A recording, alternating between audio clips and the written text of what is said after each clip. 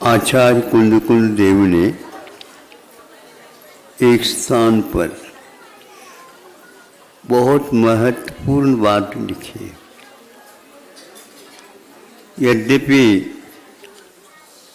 ये दोनों गाथाएं अमृतसिंह सूरी ने टीका के रूप में स्वीकार नहीं की, किंतु इसकी ऊपर टीका जयसिंह स्वामी की है और उन्होंने इन दोनों गाथाओं को संख्या के क्रम में अवतरित करके हम लोगों को बताया। जब संख्या के क्रम में ये दोनों गाथा आती हैं, इससे स्पष्ट होता है कुंद की कृति में ये दोनों गाथाएं थीं। कुछ भी हो, किंतु कहाँ अध्यात्म है और कहाँ यह लौकिक बात, फिर भी इसको उन्होंने इसके विषय में तज्ञता निष्णात तो वो थे ही, इसे स्पष्ट है। लोग प्राय करके लौकिक ज्ञान को नहीं देखना चाहिए, ऐसा जो कहा जाता है, नहीं। अलौकिक की पहचान के लिए लोक की आवश्यकता होती। अलौकिक क्या वस्तु होती है, उसके लिए अलौकिक उपमा दी नहीं जाती, किंतु लौकिक उपमा ही दी जाती है। एक दो व्यक्ति उस बात को समझ ले तो वह समझना नहीं माना जाता। व्यापक रूप से उसका प्रचार प्रसार हो तो उस उदाहरण को सुनने से क्या यह अलौकिक वस्तु है, हमारे दिमाग का विषय श्रद्धान के रूप में बन जाता है। कई स्थान है, उनमें से एक स्थान है। आप लोग सोना तो चाहते ही होंगे। महाराज गृहस्थ है और सोना नहीं चाहे तो फिर क्या चाहे। उसको उन्होंने लिखा है, नागफणीये मूलम नाइन तोयेन गब्भ नागेन नागम होज सुवर्णम यो यत्नम सौदर, ऐसा कुछ है। तो इसमें ये लिखा उन्होंने, नागफणी एक वनस्पति है जो अकौवा के जाति में ही उसका स्वीकारते हैं लोग, और नाग के फणी के समान कांटेदार होती है वो, उसमें कांटे और नागफणी के अलावा और कुछ नहीं दिखता, विषाक्त होती वो।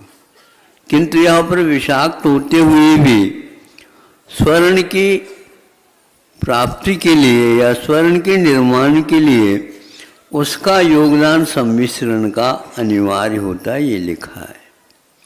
नागफणी मूलम, उसके तो मूल को पहले ले लो, फिर इसके उपरांत नायन तो ये न गब्ब नागिन, फिर हथनी के जो कि गर्भवती है हाथी, तो उसके मूत्र के साथ उसका सम्मिश्रण करो। फिर इस सम्मिश्रण को नाग, नाग का अर्थ शीशम लिखा है, उसके सम्मिश्रण के साथ धोंकने से धोंकते चले जाओ तो वह सारा सम्मिश्रण स्वर्ण के रूप में परिणत होता है। कोई भी एक पदार्थ का निर्माण होता है तो कई पदार्थ मिलकर के उसका निर्माण होना संभव भी होता है, एक के द्वारा बनता नहीं। हाँ, यदि मुक्ति पाना है तो वह भी निमित्त के रूप में स्वीकार उसको भी करना पड़ता है।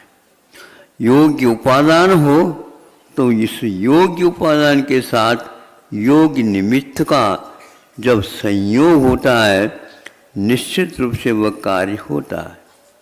लेकिन एक बात उसमें जाकर के टीकाकार ने लिखी है, ये सब वस्तुओं का सम्मिश्रण करने के बाद विधिवत आपने अपने दृष्टि से जैसे लिखा उसके अनुसार उसका धोंकने से धोंकते चले जाओ।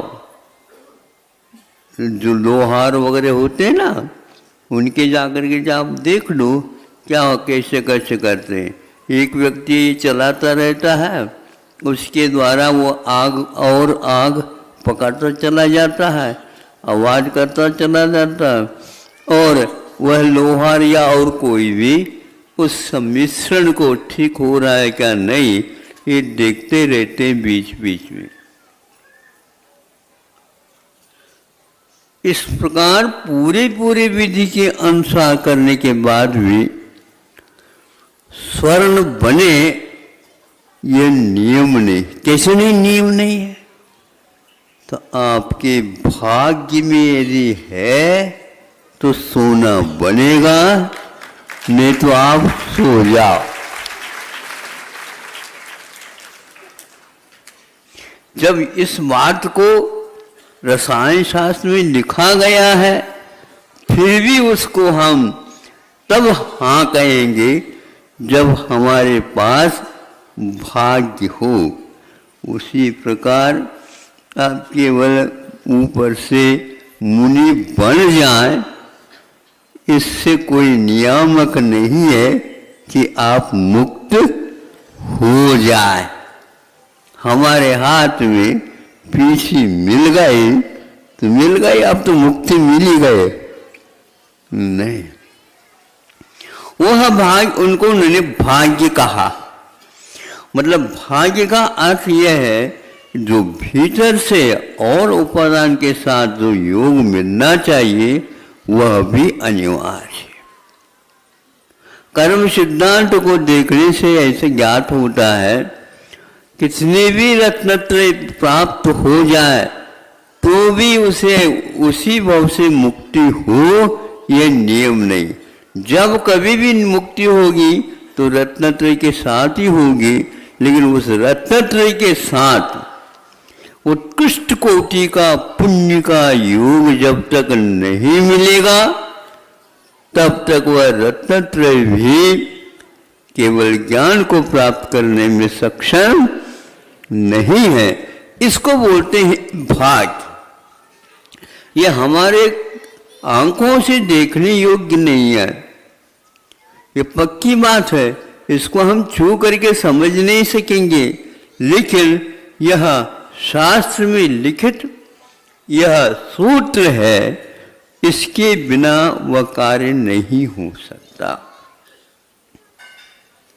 उसके लिए काल सापेक्ष भी है, उसके लिए वह रसायन भी सापेक्ष है, लेकिन बाहरी रसायन के साथ साथ पुण्य का जो रसायन होता है वह क्षपक श्रेणी का, जब क्षपक श्रेणी में जाकर के अंतिम क्षण में पहुंचता है, वहां पर वह पुण्य का योग मिलेगा उसको।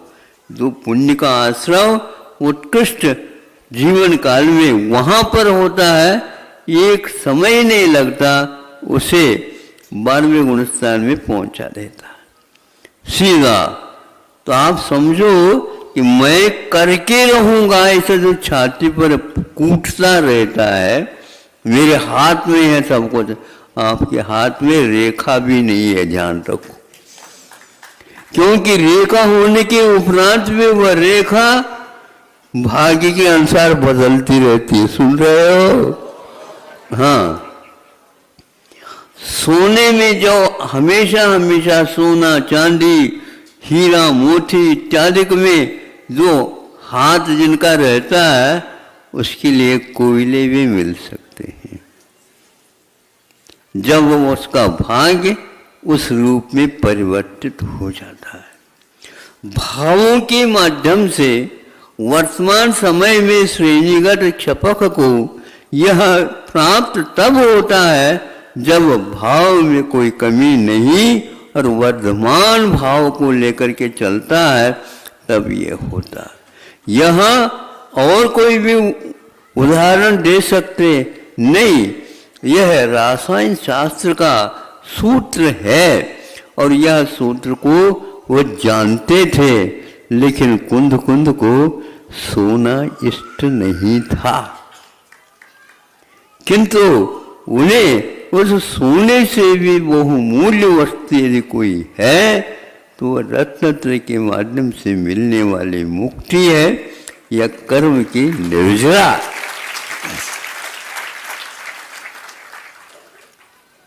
भाग्य शब्द का अर्थ बहुत व्यापक को लेकर के होता है। जब हमारे पास अमूर्तिक अथवा हमारे पकड़ में नहीं आता ऐसी वस्तु का आप लाभ कैसे प्राप्त करोगे, मुझे बताओ? नहीं कर सकते। हाँ, जैसे सीप में वह जल पहुंच जाए, कौन सा स्वाति का होना चाहिए, लेकिन स्वाति का नक्षत्र हो और उस समय वह ऊपर से गिरा हो, अब वह भी समुद्र में गिर गए तो सीप में गिरना चाहिए। अब सीप में गिरने के उपरांत वह सीप खुला ही रह गए तो नहीं, उस सीप को जब वह उसके पेट में बूंद पहुंच गई स्वाति नक्षत्र का, तो उस समय वह बंद हो जाता है, और बंद ही रह जाए तो वो खुले नहीं तो नहीं होगा। ये सारे जो कारण है, ये कारण हमारे पकड़ में नहीं आते, लेकिन सिद्धांत में तो यह है। कुंद कुंद ने भी इस प्रकार के स्वर्ण बनाने का विधि का जो ग्रंथ होता है उसका अध्ययन किया होगा, लेकिन जब तक उनको स्वर्ण चाहिए तब तक किया होगा ये। लेकिन बाद में उन्होंने समय सार में जो लिखा है वो केवल हमें समझाने के लिए, सुनाने के लिए कहा। भाग्य के तो हो तो ये निश्चित बात है, श्रावक आपसे आगे बढ़ सकता है। श्रावक के यहाँ आहार लेने के लिए आप गए, पूज्य मान करके उन्होंने आहार दिया, उनके लिए बहुत कुछ हो सकता है, लेकिन आपको भी वह हो ये नियम नहीं, क्योंकि भीतर जो भाग्य का प्रतीक आपका वह साधन नहीं है। इसलिए ऐसे कई उदाहरण उन्होंने समयसार ग्रंथ में भी मौलिक उदाहरण दिए हैं। उदाहरण के माध्यम से परोक्षभूत जो हमारा विषय है वह समझ में आ जाता है, और समझ में आ जाता है, भेद विज्ञान हो जाता है, तो सम्यक दर्शन हमारा बलवान हो जाता है। बलवान होने के उपरांत भी थोड़ी सी कमजोरी रह जाए तो भी वह काम चल नहीं सकता। बेटा थोड़ा सा और तुम्हें प्रतीक्षा करनी होगी। कितनी प्रतीक्षा करना है? तो करना जितना करना है तो उतना तो करना ही है, उसके बिना तो बनेगा ही नहीं।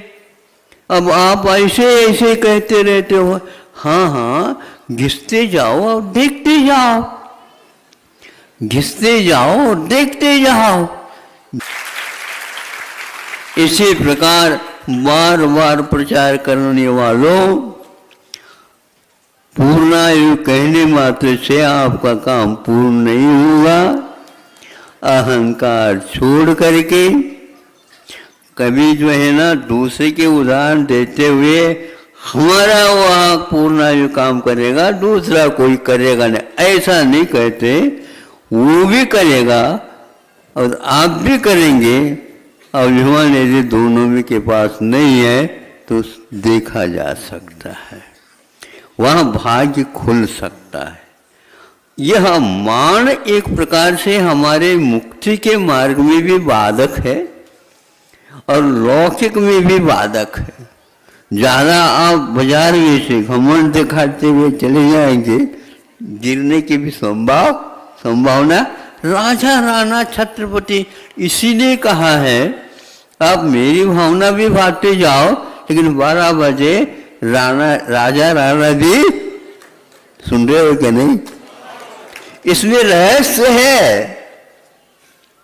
यानी राजा रंक हो सकता है और रंक राजा हो सकता है और राजा महाराजा भी हो सकता है और रंक भी अकलंक हो सकता है।